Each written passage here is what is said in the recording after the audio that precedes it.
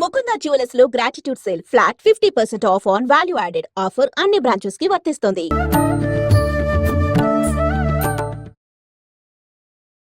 నమస్కారం, welcome to I dream. ధర్మ మార్గం విత్ విజిత కార్యక్రమానికి స్వాగతం. అయితే మనకు అతి త్వరలోనే ఉగాది రాబోతుంది. మనందరము కూడా నమ్ముతుంటాము, తెలుగు వారందరము కూడా మనకు ఉగాది మరుసటి రోజు నుంచే మనకు కొత్త సంవత్సరం, నూతన సంవత్సరం అనేది ప్రారంభమవుతుంది అని చెప్పి. అయితే గత సంవత్సరము క్రోధినామ సంవత్సరము అని చెప్పి మనం విన్నాము, మాట్లాడుకున్నాము. దానికి సంబంధించిన ఇబ్బందులు ఎలా ఉండబోతున్నాయి అనే విషయాలు ఆ పేరులోనే ఉంది అని చెప్పి మనం చాలా భయపడ్డాము. అలాంటివన్నీ కూడా చవి చూడడం అనేది జరిగింది. అయితే ఇప్పుడు రాబోతున్న ఉగాదికి మనకు రాబోతున్న తెలుగు నూతన సంవత్సరము శ్రీ విశ్వవసునామ సంవత్సరము. మరి ఈ సంవత్సరం ఎలా ఉండబోతోంది? మనం క్రోధి అని విన్నప్పుడు క్రోధి అనగానే కోపము అని చెప్పి పేరులో కొంతవరకు మనం అర్థం చేసుకోగలిగాము. అది వాస్తవమా అని అవాస్తవమా అని. కానీ విశ్వవసునామ సంవత్సరము అంటే మనకు అంతు చిక్కని విధంగా అయితే ఉంది. అసలు ఏంటి విశ్వవసునామ సంవత్సరం ఎలా ఉండబోతోంది? మనకు గత సంవత్సరంతో పోలిస్తే ఈ సంవత్సరం ఎటువంటి ఇబ్బందులు ఉండబోతున్నాయి, ఎటువంటి మంచి ఫలితాలు ఉండబోతున్నాయి?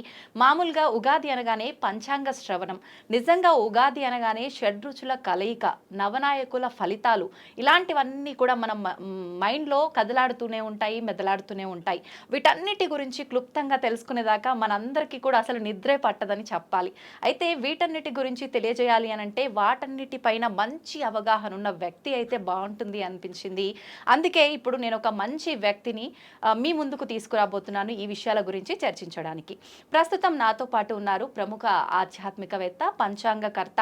ఆయన పంచాంగ శ్రవణము అనంటే మీ అందరికీ ఎంతో సుపరిచితం. ఆయన మీ అందరికీ ఎంతో సుపరిచితం. ఆయన గురించి నేను పెద్దగా చెప్పాల్సిన అవసరం లేదు. ఆయనే బ్రహ్మశ్రీ చిలకమర్తి ప్రభాకర చక్రవర్తి శర్మ గారు. ఇప్పుడు వారితో మాట్లాడి మరిన్ని విషయాలు తెలుసుకునే ప్రయత్నం చేద్దాం నూతన సంవత్సరానికి సంబంధించి. నమస్కారం అండి. నమస్కారం అండి. ఎలా ఉన్నారు? బాగున్నాను. ముందుగా మీకు శ్రీ విశ్వవసునామ సంవత్సర ఉగాది శుభాకాంక్షలు. మీకు అలాగే ఐ డ్రీమ్ ఛానల్ ప్రేక్షకులందరికీ కూడా శ్రీ విశ్వవసునామ సంవత్సర ఉగాది శుభాకాంక్షలు. ధన్యవాదాలండి. నా తరఫున, మా ప్రేక్షకులందరి తరఫున కూడా. తదుపరి వృశ్చిక రాశి ఎలా ఉండబోతోందండి? వృశ్చిక రాశికి శ్రీ విశ్వవసునామ సంవత్సరం చిలకమర్తి పంచాంగరీత్యా మధ్యస్థ ఫలితాలు ఇచ్చే సంవత్సరం. ఎందుకంటే వృశ్చిక రాశి వారికి ఈ సంవత్సరం శని పంచమ స్థానంలో అనుకూలంగా సంచరించడం, అష్టమ స్థానంలో గురుడు సంచరించడం, అలాగే వృశ్చిక రాశి వారికి కేతువు దశమంలో చతుర్థంలో రాహు సంచారం చేత ఈ సంవత్సరం మధ్యస్థ ఫలితాలు ఉన్నాయి. వృశ్చిక రాశి వారు ఆరోగ్య విషయాల్లో జాగ్రత్తలు వహించాలి. అష్టమ గురుడు వల్ల అనుకోని చికాకులు, గొడవలు ఇబ్బంది పెడతాయి. అష్టమ స్థానం ఆయు స్థానంలో గురుని ప్రభావం వల్ల కుటుంబంలో కావచ్చు, మీ యొక్క సొంత విషయంలో కావచ్చు, ఆరోగ్య విషయాల్లో కొంచెం జాగ్రత్తలు తీసుకోవాలి. అనుకోని ఆరోగ్య సమస్యలు వంటివి ఇబ్బంది పెడతాయి. ఇంకా వృశ్చిక రాశి ఉద్యోగస్తులకు ఉద్యోగంలో అనుకూలత ఉన్నప్పటికీ, శుభ ఫలితాలు పొందేటువంటి స్థితి ఉన్నప్పటికీ రాజకీయ ఒత్తిళ్లు మాత్రం అధికంగా ఉంటాయి. గొడవలకి, ఆవేశపూరిత నిర్ణయాలకి దూరంగా ఉండాలి. ఇంకా వృశ్చిక రాశి వ్యాపారస్తులకి ఈ సంవత్సరం మధ్యస్థం నుండి అనుకూల ఫలితాలు ఉన్నాయి. వ్యాపారస్తులకు మాత్రం కొంచెం కలిసి వస్తుంది ఈ సంవత్సరం. వృశ్చిక రాశి రైతాంగం, సినీ రంగం, మీడియా రంగంలో ఉన్నటువంటి వారికి మధ్యస్థ ఫలితాలు. అంటే మీరు పనులు చేస్తారు, చాలా పనులు మాత్రం ఆలస్యం అవ్వడం, కొంచెం ఇబ్బందికరమైన స్థితి మాత్రం కనపడుతుంది. అందుకని మధ్యస్థ ఫలితాలు ఉన్నాయి. వృశ్చిక రాశి విద్యార్థులకి ఈ సంవత్సరం కలిసి వస్తుంది. వృశ్చిక రాశి స్త్రీలకి మధ్యస్థ ఫలితాలు ఉన్నాయి. మొత్తం మీద ఈ సంవత్సరం వృశ్చిక రాశి వారికి మధ్యస్థ ఫలితాలు అధికంగా ఉన్నాయి. ఆరోగ్య విషయాల్లో, కుటుంబ విషయాల్లో జాగ్రత్త వహించండి మరొకసారి సూచిస్తూ, మరింత శుభ ఫలితాలు వృశ్చిక రాశి వారు పొందాలి అనుకుంటే దక్షిణామూర్తిని పూజించాలి, దత్తాత్రేయుని పూజించాలి. గురువారం రోజు దక్షిణామూర్తి స్తోత్రాన్ని పఠించండి. శనగలని ప్రసాదంగా చేసి ఆలయంలో నివేదన చేసి పంచిపెట్టండి. లేదా శనగలని ముత్తైదువులకి తాంబూలంలో పెట్టి ముత్తైదువులకు కానీ బ్రాహ్మణులకు కానీ సమర్పించండి. దీనివల్ల మరింత శుభ ఫలితాలు మీరు పొందగలరు. ఆఖరణ అసలు ద్వాదశ రాశుల్లో ప్రత్యేకించి కొన్ని రాశులు బాగున్నాయి, కొన్ని రాశుల పైన ఈ ప్రభావం ఉంది అని చెప్పుకోవాలనంటే ఎటువంటి రాశులు? మనకి శ్రీ విశ్వవసునామ సంవత్సరంలో ఈ 12 రాశుల్లో అద్భుతంగా ఉన్నటువంటి ఏమైనా రాశులు అంటే ఈ సంవత్సరం వృషభ రాశి, తులారాశి, కన్యా రాశి, ఈ 3 రాశులకి ఈ సంవత్సరం అద్భుతంగా ఉంది, కలిసి వస్తుంది. ఓకే. మధ్యస్థంగాను కొంచెం కలిసి వచ్చేటువంటి రాశుల్లో కూడా మనం చూసుకున్నట్లయితే ఈ సంవత్సరం మనకి మిథున రాశి, వృశ్చిక రాశి, ధను రాశి మరియు మీన రాశి, 4 రాశులు కూడా మధ్యస్థం నుండి అనుకూల ఫలితాలు ఉన్నాయి. ఓకే. మిగిలిన రాశులకి కొంచెం చెడు ఫలితాలు, జాగ్రత్తలు తీసుకోవాల్సినటువంటి ఫలితాలు ఉన్నాయి.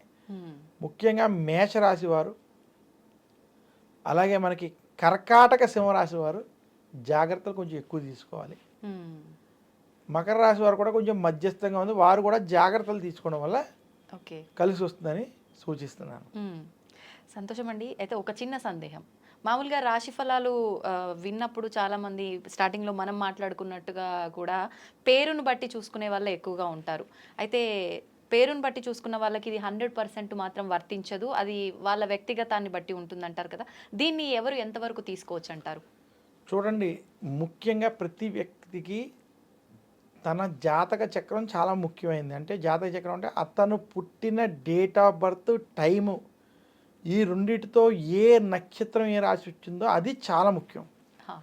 కొన్ని సందర్భాలు ఎవరి దగ్గరైనా నేను పుట్టిన సమయం లేకపోతే కనీసం డేట్ ఆఫ్ బర్త్తో ఆ రాశిని తీసేటువంటి ప్రయత్నం 100కు ఒక 80% అన్న విషయాల్లో చెయ్యొచ్చు. ఒక 20% అది కూడా చేయలేం, పాదాల భేదాలు రావచ్చు ఏదైనా. అందువల్ల మీ డేట్ ఆఫ్ బర్త్ టైం, కనీసం డేట్ ఆఫ్ బర్త్తో ఏ నక్షత్రం ఉన్నదో, ఏ రాశి ఉన్నదో అలా రాశి వాళ్ళు మాత్రమే ఈ రాశి ఫలితాలు వర్తిస్తాయి. ఓకే. ఆ డేట్ ఆఫ్ బర్త్ టైం ప్రకారం మీరు పేరు పెట్టుకుంటే, మీ పెద్దల పేరు పెట్టగలిగితే ఆ పేరు ప్రకారం ఉన్నటువంటిది అప్పుడు వర్తిస్తుంది. కానీ అలా ఈ రోజుల్లో 100కి 90% మందికి లేదు. అందువల్ల ఇది మనం ఎక్కువ ప్రాధాన్యత ఇవ్వకుండా మీ డేట్ ఆఫ్ బర్త్ టైంని బట్టి ఏ రాశి ఉందో ఆ రాశి ఫలితాలు, ఈ గోచార ఫలితాలు మనం చూసుకోవాలి. అవి ఖచ్చితంగా వాళ్ళకి తెలుస్తాయి, వర్తిస్తాయి. సంతోషం అండి. నిజంగా చాలా డీటెయిల్గా, క్లుప్తంగా రాశి ఫలాల గురించి అయితేనే కానివ్వండి, నవనాయకుల ఫలితాలు అయితేనే కానివ్వండి, చాలా మందిలో ఆల్రెడీ స్టార్ట్ చేసేసారు సోషల్ మీడియాలో దీనికి సంబంధించిన విషయాలు చెప్పడం అనేది. ప్రజల్లో చాలా భయాలు కూడా మొదలయ్యాయి. ఇందాక మీరు చెప్పినట్టుగా షష్టగ్రహ కూటమి, పంచగ్రహ కూటమి, వీటి వల్ల చాలా ప్రమాదాలు రాబోతున్నాయని, కరోనా కన్నా మించిన మహమ్మారి రాబోతోందని, ఇలాంటి మాటలు వినటం వల్ల భయభ్రాంతులకు గురవుతున్నారు ప్రజలంతా కూడా. నిజంగా వాటి నుంచి మీ మాటలు చాలా ఉపశమనం కలిగించేలా ఉన్నాయి. సంతోషం అండి, చాలా మంచి విషయాలు తెలియజేశారు. ధన్యవాదాలు.